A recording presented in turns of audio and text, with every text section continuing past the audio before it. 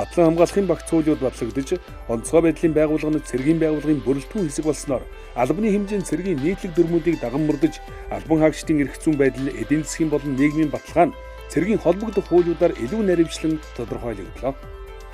Гамшигаас хамгаалах тухай хуулийн шинжилсэн найруулга болон онцгой байдлын албаны тухай хуулийн төслийг боловсруулж Монгол улсын ерөнхийлөгчид өргөн бариад байна.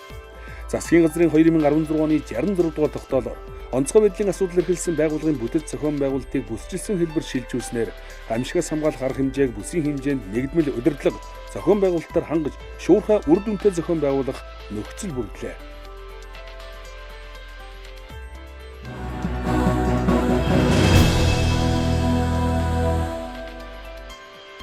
Энэтхэг улсын шинэ Дели хотноо болсон гамшигын эрсдлийг бууруулах Азийн сайд нарын анх дугаар баг хуралд Монгол улсын шадар сайд хөрөлсөх тэргүүтээ төлөөлөгчд оролцлоо. Тус хурлаар 2005-аас 2030 онд хэрэгжүүлэх Синдаин үйл ажиллагааны хүрээ баримт бичгийн Азийн бүс нутгийн төлөвлөгөө, Делигийн тунхаглал буюу Азийн бүс нутагт ирэх 15 жилд гамшигын эрсдлийг хэрхэн бууруулах талаар баримт бичгийг гаргалаа. -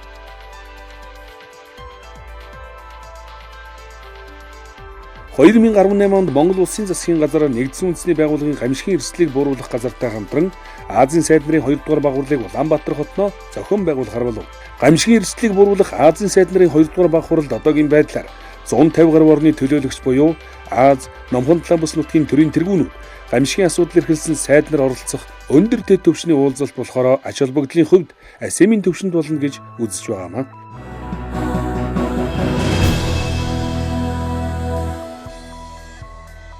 Монгол улсын засгийн газар бүгд найрамдах Австри улсын засгийн газар 2015 оны улсын төсвийн хөрөнгө оруулалт бүгд найрамдах Хятад ард улсын засгийн газрын буцалтгүй тусламж нийт 30 гаруй тэрбум төгрөгийн хөрөнгө оруулалтаар галын үндсэн болон ой хээрийн төмөр унтраах, аврах албаны автомашин техник хэрэгслэр хангагдаж Төвөр нутгийн онцгой байдлын газар анги байгууллагуудад хуваарлаа. Дээр хөрөнгө оруулалтууд хийгдснээр онцгой байдлын албаны чадвах 55% хүрээд байна.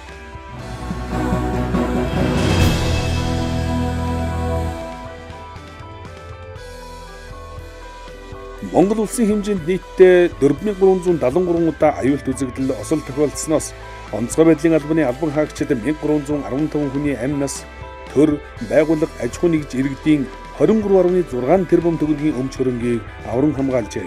Мөн онцгой байдлын албан хаагчид 2016 онд эрен хайх аврах ажиллагааны 626, тээврийн хэрэгслийн ослын 102, нийт 720 удаагийн дуудлагаар ажиллаж 1608 хүнд анхны тусламж үзүүлэг 361 хүний амь насыг авран хамгаалав.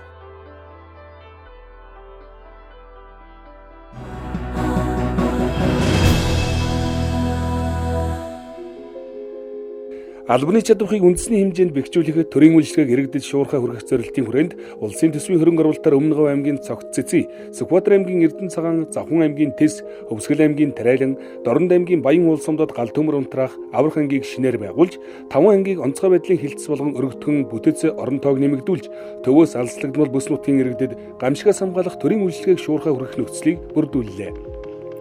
Мөн Монгол улсын засгийн газрын хуралдаанаар Дорнод аймгийн Халахгол, Өмнөговь аймгийн 3 Тэс, Хамбогд суманд гал төмөр унтраах аврах анги, Сүхбаатар аймгийн Төмөн цагт суманд эрен хайх аврах бүлэг шинээр байгуулахар шийдвэрлэж, бэлтгэл ажлыг 2017 оноос эхлүүлэхээр боллоо.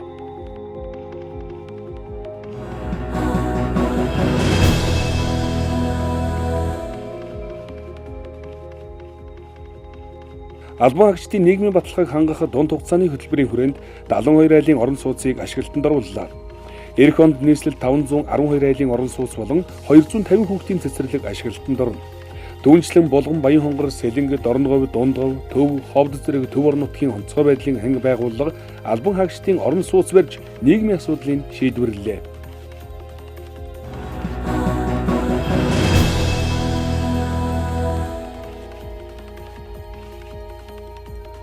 Энэ жил Монгол улсад генерал цол болгосны 72 жилийн ой тохиолов. Энэхүү уламжлалт ёслол хүндэтгэлийн арга хэмжээг онцгой байдлын ерөнхий газар хариуцсан амжилттай зохион байгуулсан.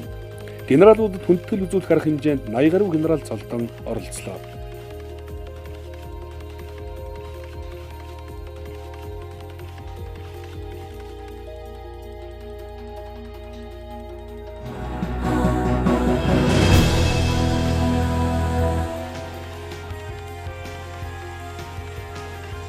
Албан хаагчдын нийгмийн асуудлыг шийдвэрлэх олон ажлыг хэрэгжүүлэн ажиллаж байгаагийн нэг нь албан хаагчдыг төрөл мэргэжлээр давтан сургах, хүнд нөхцөлд ажилласан аврагчдыг аврах ажиллагааны дараа эмчилэн сувилах сэргээн засах зорилгоор давтан сургалт сэргээн заслын төвийн сэргээн засах сувилттай боллоо.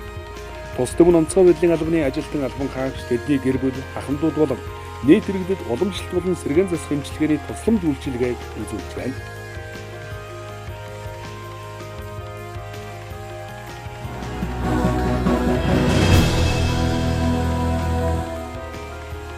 Онцгой байдлын ерөнхий газрын дэргэдэх шуурхай удирдлага зарлан мэдээллийн төвийн үйл ажиллагааг өргөтгөн удирдлагын шинэ байрыг ашиглалтанд орууллаа. Холбоо мэдээллийн орчин үеийн дэвшилт технологиг нэвтрүүлж, гамшиг ослын мэдээллийг цахим өгөгдлийн хэлбэрээр хүлээн авах болсноор мэдээллийг шуурхай хүлээн авч дамжуулах, нэгдсэн удирдлагаар хангах зарлан мэдээлэх үйл ажиллагааг өргөтгөлөө. Мөн эх онд бүсийн удирдлагын төвүүдийг Улаанбаатар хот, Орхон, Өмнөгов, Ховд, Дорнод аймагт байгуулахаар зардлыг улсын төсөвт тусгуулад байна.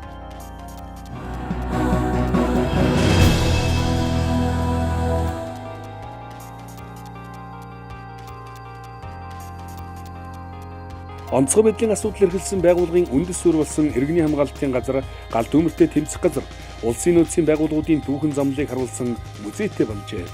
Онцгой байдлын албаны үүсэл хөгжил, түүхийн ариун баялаг, эд үлгийн баримт материалыг цуглуулан судлах, шинжлэх, хадгалан хамгаалж залуу хойч үедээ өглүүлэх, олон нийтийн хүртэл болгохоор 500 гаруй эд үлгийн үнэт зүйлс дэлгэгдээд байна.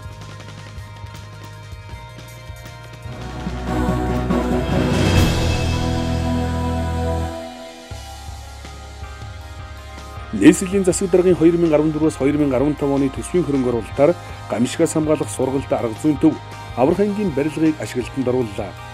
Тус төвд болзошгүй гамшигын аюулаас өөрийгөө болон бусдыг хэрхэн аврах талын мэдлэг дадлыг иргэд олон нийт хүүхэд багцуудад олгож сургалт дадлагад хамруулж байна.